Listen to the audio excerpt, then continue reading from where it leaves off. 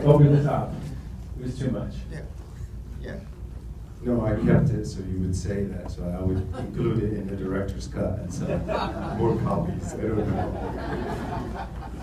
There's so many people said beautiful things about the other day. Yeah. There was just hardly any time. But I didn't think it was an exaggeration.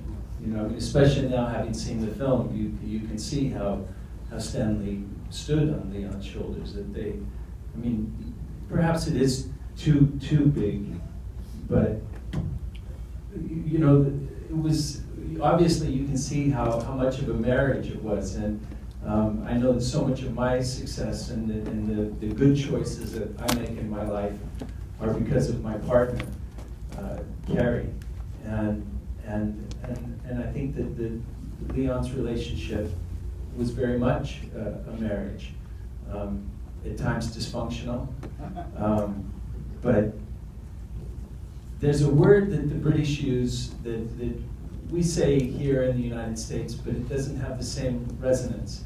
It's the word lovely, and Stanley, what I witnessed, that his relationship with Stanley was lovely in a British sense, which is quite beautiful and romantic in a non-sexual way. Thank you.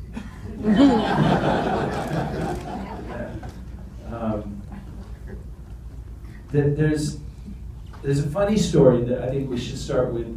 That is something that happened on the film set. Stanley liked carrying a walkie-talkie because he liked to hear what you know, as witnessed, you see he wanted to be a part of every aspect of the filmmaking. So why shouldn't he have a walkie-talkie and know what the assistant directors were saying and what kind of movements were happening? And we broke for lunch, and the assistant director, Terry Needham, got a call from Stanley. And Stanley asked Terry to come over here. And Terry said, okay, but where's over here? And I'm going to let tell the rest of the story. No, go on. No, you don't? All right. He said, I'm over here, and Terry Needham had to try. He said, come out of the tent where we were having lunch. And he came out. He says, now just walk over toward this building. He didn't want to say on the radio that he was stuck in the porta potty. He couldn't get the door open, and he needed Terry Needham, but he didn't want to say it over. So it's just a little window into who's Stanley, like a different part of Stanley Kubrick. It's not covered in the documentary. Yeah, he could be shy.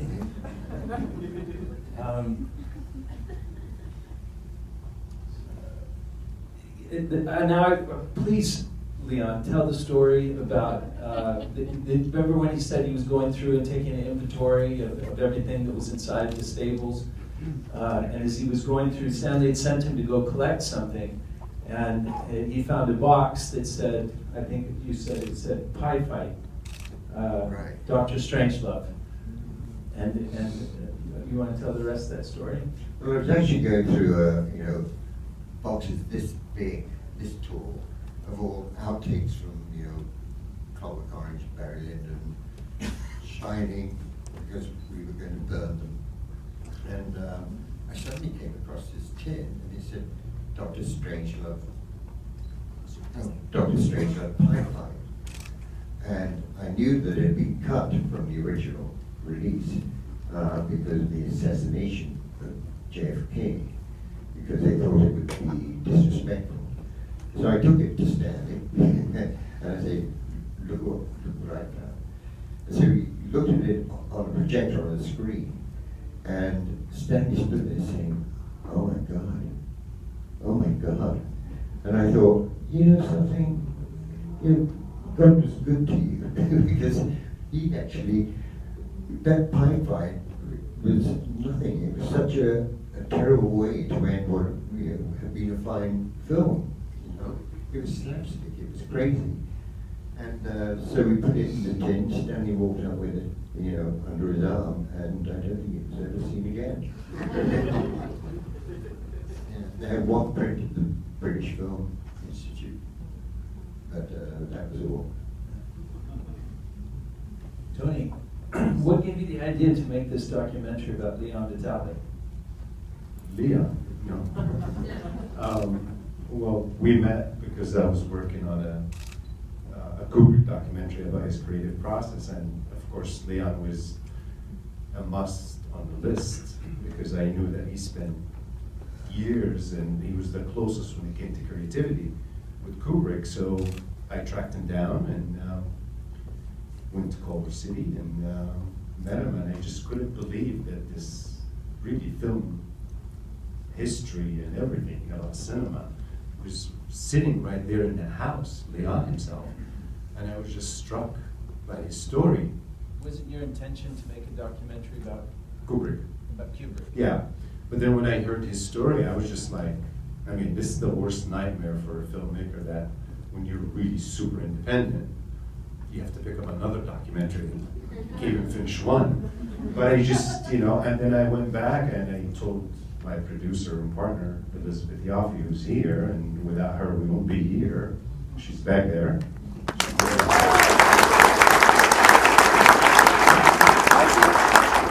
So I told her, I said, this is the most amazing story. You have to do a documentary about this guy. And then I was like, but I'm not sure if I really want to take on another project. But then I remember she said to me, you're going to regret it if you don't do it. And I went back and I asked him, and he said no. And I realized that Leon is just not used to talking about himself. He can talk about Kubrick till, forever. But so it was quite difficult. The first month it was horrible because he was, how he imitates Danny Lloyd in The Shining. He was literally the entire time just sitting like that. And one word would come out, and just not interested until we broke the ice. And we broke the ice by volunteering to organize the heaps of, literally, I think he lives in an exhibit in his house. So much stuff, and I volunteered to, if we organize it, he would look at the stuff, he would remember. And we did that, and he started to really he was shocked about what he did. Because he would open stuff and go, oh my God, I don't believe I've done this and I've done that. And we just kept going. 3 years. Hello? You had to organize all of Leon's things, like Leon organizing Stanley's things. Yeah. It is interesting that he said that, because it got to a point, because it was 3.5 years. And it got really hard at one point, but then I realized, you gotta walk the walk, talk the talk. And this man spent his whole life serving Stanley, and I felt like I'm of service to Leon now. And really, I had to just strive to kind of get to that, because you don't meet people like that. You really don't. I'm glad you mentioned independent film, because I know there's a lot of filmmakers in the audience tonight. One of the things that people would ask about, because they imagine the enormity of Stanley Kubrick's legend, is that he was a filmmaker who must have had hundreds of people that were working for him, and it was quite the contrary. I mean, Leon really did wear 100 different hats, because when you went to work, there was sometimes when we were filming on the stage, maybe it felt like 15 people working on film. So it's what I feel is that Stanley Kubrick created an environment for him to be able to keep production costs down to the minimum, so that he could have an extended period of time to do as many takes as were necessary. But in fact, he was probably the most independent filmmaker I've ever worked with. No, absolutely. I mean, that's absolutely true. The one, you could go on to understand this set, particularly Full Metal Jacket, and the crew was probably the size of a... It's Stanley calling. It's got Stanley. Don't tell that story. It's all right. They're no bigger than a well-brewed student film. I mean, in Full Metal Jacket, we had one spark, one electrician. That was it. Because we shot so much of it in natural light. And any light we did have You know, it was a bank of lights in the barracks, for instance, that just went up and down on a dimmer. And so he was always conscious about getting every single dollar on the screen. And that was the most important thing to him. That electrician, that one Sparky that we had working on the film, that he had to, because of the union Seamus, to turn the lights on. It was a union thing, so he'd come in and turn the lights on, and then Stanley tell him to fuck off to his house because there was some wiring problem in the house. He had to pay him for the day, so go wire my house.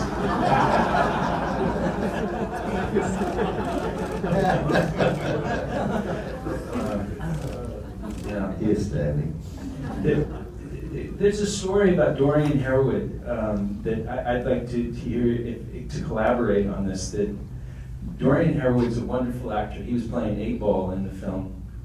And all of our contracts, we were originally contracted for about 6 months, I think it was, and the contracts were coming to an end, and so they wanted to renegotiate the contracts, which wasn't a renegotiation, it was just a re-upping, to continue the contracts for another, longer period of time. And Dorian came to Stanley and said, I want to renegotiate, I want more money. And Stanley couldn't believe the audacity of this young guy. He's like, you're working for Stanley Kubrick and you're asking me to pay you more money? He said, yeah, I gotta go back to Los Angeles. I have a singing career, I have an acting career, there's other jobs. And if you want me to stay here, you're gonna have to pay for it. And Stanley couldn't believe it. And I remember him stumbling around for hours, furious, with that crazy look on his face. And then he turned and he said, I'm gonna kill him. I mean, I really thought, oh fuck, Stanley's going to commit murder. He's going to kill Dorian Harewood. And he said, what do you mean? He goes, I'm going to kill him. And I think that, you remember when Dorian, he gets shot in the foot, he gets shot all over the body. And it was because however number of days were left on Dorian Harewood's contract, Stanley was, they put the bullet hits, he'd get hit, and it was really cold. You see Stanley wearing that hat and 2 coats. We were wearing Vietnam khakis. It was freezing cold. It was snowing in London, and we were dressed up for North Vietnam. And he killed him for as many days left that he had on the contract. Yeah, 5 days, lying on the cold earth with bullet hits. And no, we have to do it again. Put more bullet hits. And they were full loads, full of blood, and exploding blood and everything. Is that true? Tell me, is that true? Yeah. That was also when the story that you cut. Yeah, I cut a scene that, well, I don't know. I mean, I cut a lot of stuff out. It was, again, an hour and a half, but yeah, you should tell that story. I mean, well, if it's appropriate. Maybe it's appropriate in England, but not here. Please do. Too strong a word coming out. But I was there very early on the set one morning, and Stanley called me into his office caravan. And he... Say what we call it in America, Winnebago. Winnebago, yeah, Winnebago. So, in fact, they used to confuse Stanley because he always used to say, well, are the actors coming in the Winnie bus? And we said, you mean the mini bus? And he said, oh, right. Anyway, he said to me, he said, it's a piece of paper with all the extras signed. What does in perpetuity mean? And I said, what, it means forever? And he said, you sure? You really sure? And I said, yeah, it means in forever. I had to sign a contract for Barry Lyndon where it said I would never get any residuals, now or in perpetuity. So I knew exactly what it meant. He said, now I want you to talk to Jan and get him to ask the Warner Legal Department. And so I said, okay, I'll phone him. He said, no. You go to his office, you walk in and you give him a piece of paper and you ask him, what does in perpetuity mean? And then ask him to bring Rick Sennett, who was the lawyer at Warner Brothers. And the thing was, Jan Harden's office was an hour and a half away back from where I'd come, where I lived, to get to work in the first place. So I drove all the way back there, and I went to Jan's office and he made the phone call. And I drove back to the set, and they were shooting Dorian being shot, and he saw me coming from about 30 yards away, and just, you know, he hadn't even finished the take, and he suddenly looked and saw me coming and said, "Did he tell Jan?" And I said, "Yeah." "And what did he say?" I said, "We said in perpetuity what I said, you know." He said, "Did he really say that, or are you saying he said it?" And I said, why would I say he said it?" And he said, "Because you're a cunt." And the whole crew went, and I just broke up laughing. It was the most serious thing I'd ever heard in my life. But when I got to him, he just pulled out a piece of paper from inside his pocket. There were 2 lines written on it, which was the solution to how to get you guys out from behind the wall, where there'd been dialogue. You said, "I'm going with you." And another man said, "Me too." And he said, "How do you like that?" And I said, "Great." And that was it. Yeah. Stanley was a Jewish kid from the Bronx, and that's a British word that begins with a C and ends with a T. And he said that word with such ferocity and relish, and I was the recipient of being called a cunt for about a month. Because Stanley had a rule, a no bad ideas rule, that you could, you know, he said, if I suggest something, you don't like the idea of it, don't say that's stupid or that wouldn't work. Say, well, that's interesting, let me think about it, or offer me an alternative idea. And I said, well, I love that idea. And, you know, and we worked that way until one day I broke the rule and said he thought it was stupid, and we could reshoot something like we have the rest of the fucking movie.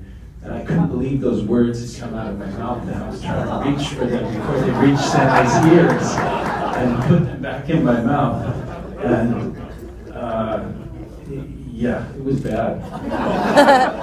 He called me a cunt for about a month.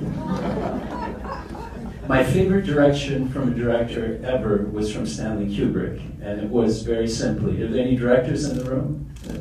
You can use this one. You can. Stanley he would clear his throat and pull on his beard. That was kind of a Matthew. You're not going to do it that way, are you? It's my favorite direction because it's so specific. It's so specific. Well, but he did another one, which I would thought I'd love to use as a title for a movie, which is when Hartman was getting shot in the bathroom, right? And he came up to you, it's on film actually, and he said, "I don't know what to do, Stanley. What do I do here? Because I'm standing here." Stanley said, "Do something brilliant." What you just said, it was in the scene in Barry Lyndon, where the musical evening where I opened the door, he said exactly the same to me. He said, "How are you going to come in?" I said, "Well, I guess I'm just going to walk in." He said, "You're not going to stand there like Frankenstein, are you?" I said, "No, I'm not." Tell us about arriving on the porch late at night, having a fag and pissing off the porch. That's what you say here. Well, we used to talk a lot at the end of any day, and he had his offices and what have you, and the nearest bathroom was about 50 yards away. But we'd have a cigarette and we'd talk about the day, and then suddenly I said, "Oh, I've got to go to the bathroom." He said, "Yeah, me too." And then we just stood there with a cigarette in one hand and our in the other, taking a long leak, as we say. And it was just one of those things where you just kind of stood around looking at the sky, counting the stars, because we were both doing the same thing. It was kind of remarkable. I love that story because it humanizes him so much. He knew that my father was a drive-in movie theater manager, and I was born here in California, grew up in Utah. And he was fascinated with the West, and we were filming at Bassingbourn Airfield, and it's tremendous tarmacs for the airplanes, the B-17s that took off from that airfield in the Second World War. And we were driving back to the location with the obstacle courses, and we were in a Jeep, an old, U.S. Army Jeep, and suddenly Stanley just started making he turned the wheel, and we just started making loops, circles. And I looked at my phone, what's he doing? And he had a smile, like this shit-eating grin on his face, and he said, "It must have been great being a cowboy, riding around, chasing cows." He looked at me and smiled, and I didn't want to say to him, it was probably a miserable job sitting in a saddle all day in the sun and everything. But if in that moment, it was so beautiful, and Stanley's imagination about what it was to be a cowboy was so pure and beautiful, I didn't have the heart to tell him. And he said, "Well, I guess we should get back to work." "Yeah, Stanley." We went back to work. That's it. Tony, if there was something that if there was somebody you could have interviewed for the film that you didn't get, who would that have been? Stanley Kubrick. Jack Nicholson? No, I mean, Shelley? Duvall? they both can't remember anything. So I mean, I don't read it. No, I mean, I have to be honest. I mean, Ryan did it. You did. And Malcolm McDowell? No, because he also didn't think Stanley directed him. So Wow. I would have loved to have seen Peter Sellers, because he was such a profound part of his career. But that was the point of the film, I think, is that Ryan and Matthew, they saw Leon. I mean, there were some people that I requested to film with, and they didn't want to do it. I mean, they didn't come out straight and say, "I don't want to do it." They just, and I think it's a status thing. I think some of the actors don't want to come in and talk about an assistant, but I think you guys had a bond and friendship that, it's the same thing with Ryan. Ryan saw Leon as he was a co-star with him in the film. So that was kind of tough for me in a sense, but that's the whole point of the film, I mean, one of the most memorable things for me in this film was, it's not on the screen obviously, is when we went to Lock Club, because I couldn't believe that we were standing in line and Leon Vitali was paying for himself. That was a little, because that was intense for me to see, I mean, you should have got in free at least. Absolutely. Leon, is there anything in the documentary that you wish that you could have said that you can say to the audience now? I don't know. I mean, I said so much in 2.5 years for filming. No. Let me ask you then, what is an artist? Mechanics and find their way around, because it's all a process of elimination. And I think artists work, at a process of elimination, because the hardest thing I think to do is to get back to the simplicity of whatever it is you're trying to tell, the story you're trying to tell, and how often things come in which seem like good ideas, but they're big distractions, and so you're all the time working to get rid of the junk, however appealing it might seem at the time. So you have composers and musicians and actors and writers, and they're all artists because that's what they do. It's getting everything down to the simplest that you can make it, to make the story resonate and have a point. That's what I think anyway. Well, they're about to throw us out of the movie theater. How much time do we have? Do we have time to take a couple questions? Come on, yes. Just a couple? 5 minutes. 5 minutes? Okay. Questions? Yes. Short answers. Good evening, folks.